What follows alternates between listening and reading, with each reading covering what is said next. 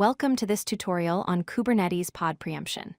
In this video, we'll explore how Kubernetes manages resource allocation by allowing high-priority pods to evict lower-priority ones. This is a powerful scheduling feature that ensures your most critical workloads always get the resources they need, even when your cluster is under pressure. Let's dive in and understand how preemption works and when to use it effectively. Preemption is a mechanism that allows Kubernetes to evict lower priority pods to make room for higher priority pods when cluster resources are exhausted. Here's how it works.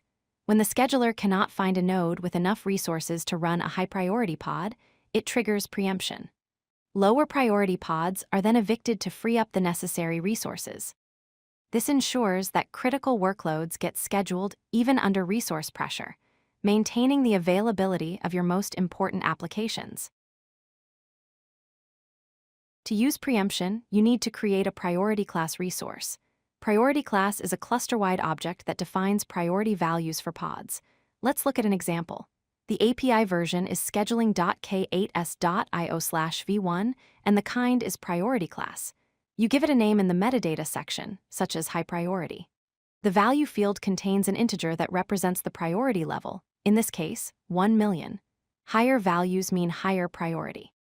You can also set global default to false, which means this won't be the default priority for all pods.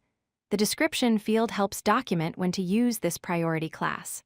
Remember, priority class is a non-namespaced resource, meaning it's available cluster-wide.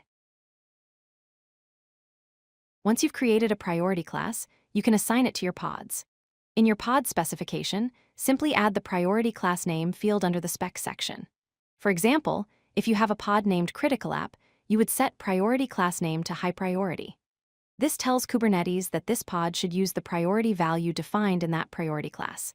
It's important to note that pods without a priority class name automatically get a priority value of 0, which is the lowest priority. This means they're most likely to be evicted during preemption. Let's walk through the preemption process step by step. First, a high-priority pod cannot be scheduled because there are insufficient resources available on any node. Second, the scheduler identifies nodes that contain lower-priority pods which could be evicted to free up resources. Third, the selected lower-priority pods are gracefully terminated, meaning they receive a signal to shut down cleanly. Finally, once the resources are freed up, the high-priority pod is scheduled on that node. This entire process happens automatically, ensuring that your critical workloads always get priority when resources are limited. Kubernetes provides two preemption policies that control whether a pod can trigger preemption. The first is PreemptLowerPriority, which is the default behavior. With this policy, a pod can preempt lower priority pods to get scheduled. The second policy is Never, which means the pod will not trigger preemption at all and must wait for resources to become available naturally. You can set this policy using the Preemption Policy field in your priority class specification. Choosing Never is useful for workloads that are important but not urgent, where you want to avoid disrupting other running pods. Kubernetes comes with two built-in system priority classes that are reserved for critical system components. The first is System Node Critical with a priority value of 2 billion and 1,000. This is used for pods that are essential to node operation, like the kubelet and kubeproxy. The second is System Cluster Critical with a priority value of 2 billion. This is for critical cluster components like core DNS. These extremely high priority values ensure that system components are never evicted.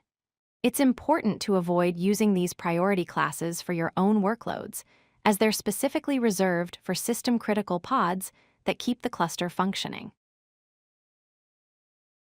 Before implementing preemption, there are several important considerations to keep in mind. First, graceful termination. When pods are preempted, they receive a termination grace period in seconds to shut down cleanly, allowing them to finish ongoing work and close connections properly. Second, preemption provides no guarantees.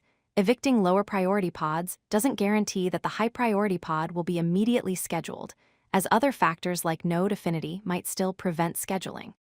Third, use priorities sparingly. Reserve high priorities only for truly critical workloads to avoid cluster instability and excessive pod churn. Finally, always define resource requests for your pods, as this enables the scheduler to make accurate scheduling and preemption decisions. Following these best practices will help you use preemption effectively without disrupting your cluster. If you like this video, hit that like button and don't forget to subscribe. Visit codelucky.com for more such useful content.